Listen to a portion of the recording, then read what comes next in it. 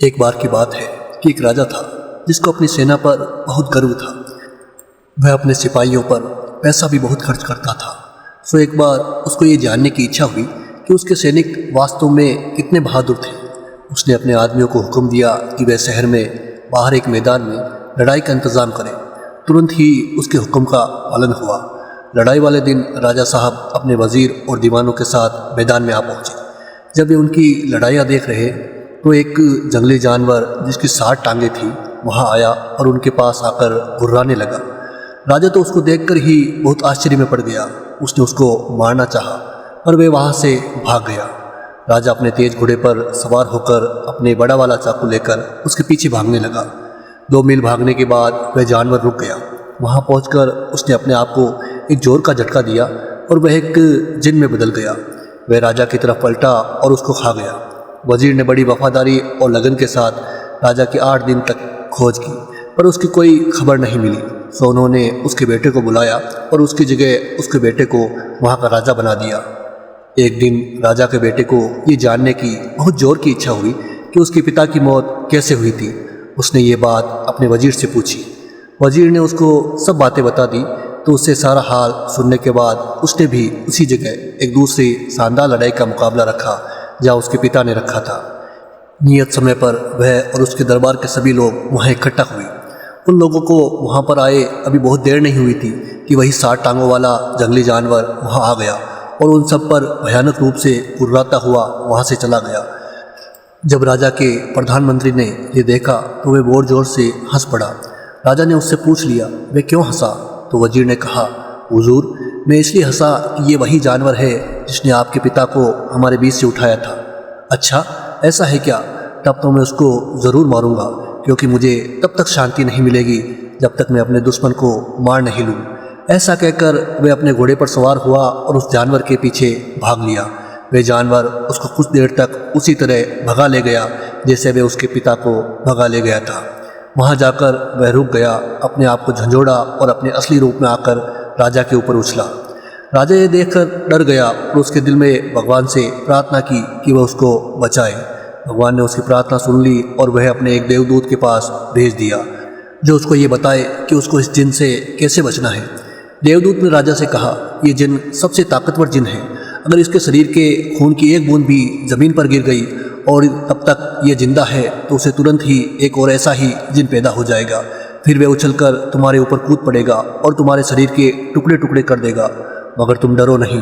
लो, तुम ये 2 फल वाला तीर लो, इससे इस जिन की दोनों आंखें फोड़ दो। इससे ये नीचे गिर जाएगा और मर जाएगा। इस तरह से वह देवदूत उसको वह 2 फल वाला तीर देकर वहाँ से गायब हो गया। तीर से लैस होकर राजा आगे बढ़ा। वह उस जिन से करीब 40 मिनट तक लड़ा। आखिर में उसने वह अपना 2 फल वाला तीर उसकी आंख में मार दिया जिससे वह मर गया। जब राजा ने पक्का कर लिया कि उसका दुश्मन मर गया है तो उसने अपनी तलवार निकाली और उसका सिर काट लिया। उसको अपने एक तीर की नोक पर रखा और वापस महल की तरफ चल दिया। वहाँ से जाकर उसने अपने महल के 12,000 कमरों में से एक कमरे में रख दिया। उसने उस कमरे पर ताला लगाया और उस कमरे की सभी चाबियाँ अपनी माँ को देकर उससे कहा कि वे उस कमरे का दरवाज़ा किसी भी हालत में न खोले। पर क्योंकि उसने अपनी माँ को यह नहीं बताया था कि उसने उस कमरे में इतनी सावधानी से क्या चीज़ बंद रखी थी, उसकी माँ ने सोचा शायद उस कमरे में कोई ख़ास खजाना बंद होगा। ये सोचकर उसके मन में उसको देखने की इच्छा हो आई। सो एक दिन वह उस कमरे की तरफ गई और उसने उसका दरवाज़ा खोल दिया।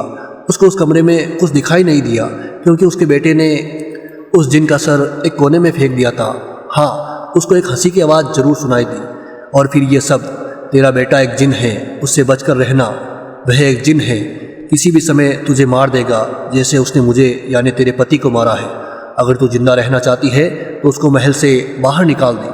राजा की माँ ने पूछा, अरे ये आवाज़ कहाँ से आ रही है और तुम ये क्या कह रहे हो? फिर वही आवाज़ बोली, तू झूठ मूठ बीमार बनने का बहाना कर और अपने ठीक होने के लिए उससे मादा चीते का दूध मंगवा। उससे कह कि वे ये काम करने के लिए खुद वहाँ जाए और उसको लेकर आए। अगली सुबह भारी और दुखी दिल से राजा एक जंगल की तरफ जाता गया जहाँ चीता और दूसरे जंगली जानवर घूमते देखे जाते थे। जल्द ही उसको एक मादा चीता दिखाई दी जो अपने 2 बच्चों के साथ धूप में बैठी हुई थी। उसको वहाँ देखकर वह एक पेड़ पर चढ़ गया और वहीं उसके थन में एक तीर मारा। इत्तेफाक से उसके उस थन में कई दिनों से बहुत दर्द हो रहा था, क्योंकि उसके पास ही एक फोड़ा हो रहा था। राजा का तीर उस फोड़े में जा लगा, जिससे वह फोड़ा फूट गया और मादा चीते को बहुत आराम मिला। मादा चीता इस आराम के लिए उसकी बहुत कृतज्ञ हुई। उसने ऊपर की तरफ देखा और उससे नीचे उतरने की प्रार्थना की। उसने उससे पूछा कि इसके बदले में उसको क्या चाहिए। राजा ने उससे कहा कि उसको कुछ नहीं चाहिए सिवाय उसके थोड़े से दूध के जो उसकी बीमार माँ के लिए चाहिए था। मादा चीते ने तुरंत ही उसकी बोतल में अपने दूध से भरकर उसको दे दी, जिसे वह अपने साथ लाया था।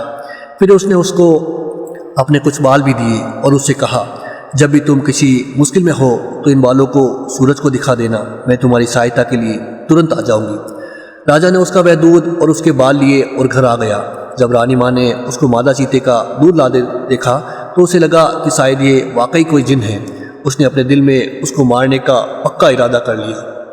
फिर वह उस कमरे में गई जिसमें वह सिर रखा था और उसे अपना पूरा हाल बताया। तो उस बोलने वाले जिन ने कहा, इस बात से ये पता लगता है कि वाकई में वह एक जिन है। एक जिन के अलावा कोई दूसरा किसी मादा चीते का दूध नहीं ला सकता। तो जल्दी से जल्दी उसे मारने का इंतज़ाम कर। रानी माँ बोली, पर मैं उससे कैसे छुटकारा पाऊँ? आवाज़ फिर बोली, इस बार जब वह दोबारा तुमसे मिलने आए और तेरा हाल पूछे तो तू इससे कहना कि तू अभी भी बहुत कमज़ोर और बीमार महसूस कर रही है। मादा चीते के दूध ने तेरे ऊपर कुछ ज़्यादा असर नहीं किया है, पर सुना है एक राजकुमारी है जो फला ऊंची पहाड़ी पर एक किले में रहती है। अगर वे तेरे पास आ जाए और तुझे छू ले तो उसके छूने से ही तू ठीक हो जाएगी।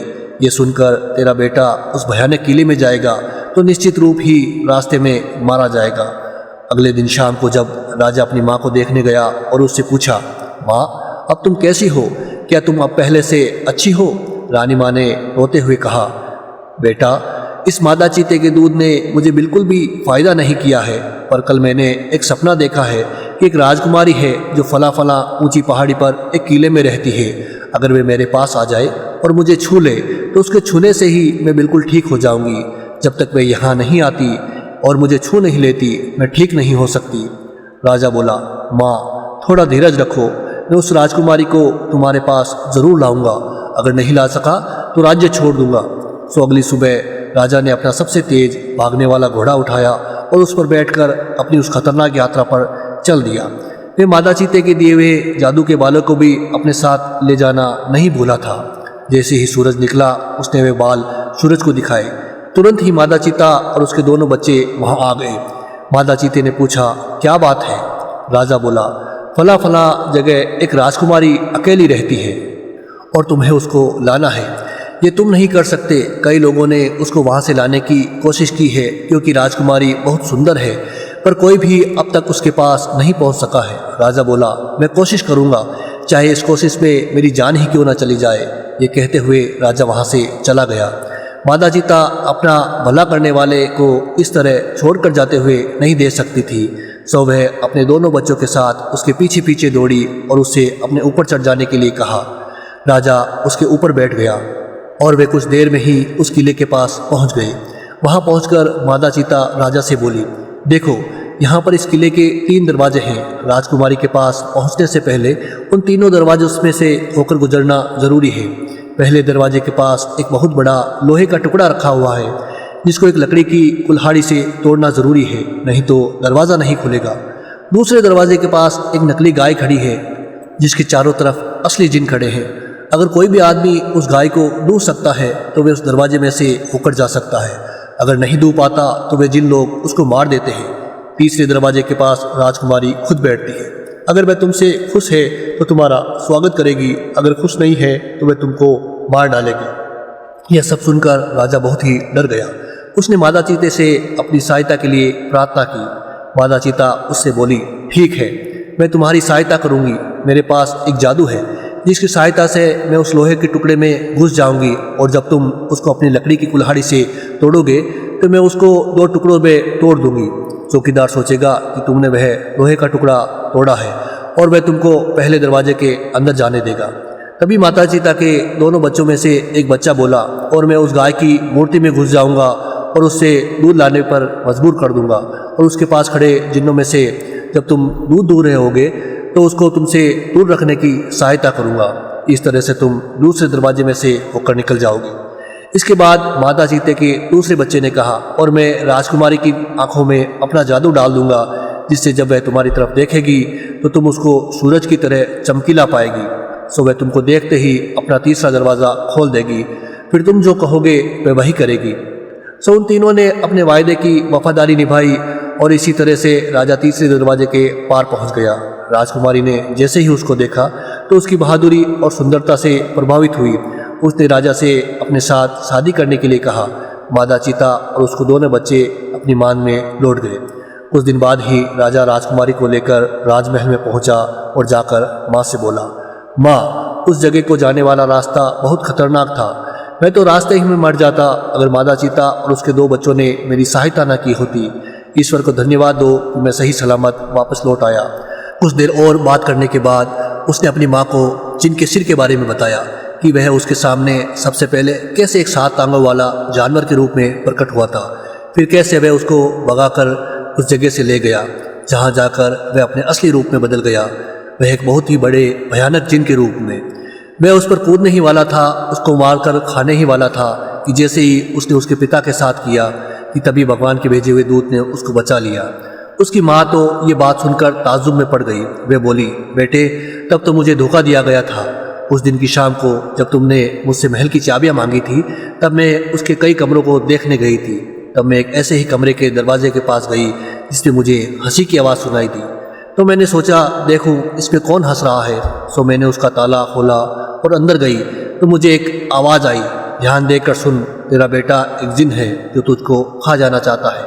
मैं तेरे पति का सिर हूँ, उसने मुझको मारा है, तू उसे मार दे नहीं तो वह तुझे भी मार देगा। मेरे बेटे, मैंने उसकी बातों पर विश्वास कर लिया और उसी के सलाह पर मैंने इस आशा में तुझे मादा चीते का दूध लाने भेजा था कि वह तुझे मार देगी। पर जब तू मादा चीते से बचकर आ गया तो फिर मैंने उस सिर के सलाह पर राजकुमारी को लाने भेजा। मैं जानती थी कि वहाँ का रास्ता खतरों से भरा पड़ा है, फिर भी पर ईश्वर ने तेरे साथ अच्छा किया। उसी ने तुझे अपना देवदूत भेजकर तुझे रास्ता दिखाया। उसी ने मादा चीते के रूप में तेरी सहायता की। उस पर लाख लाख धन्यवाद। ये कहकर उसने अपने बेटे को गले लगा लिया और बहुत जोर से रो पड़ी। इन घटनाओं के कुछ दिन बाद ही राजा और राजकुमारी की शादी हो गई और सब लोग शांति से बहुत दिनों तक खुशहाली में रहे।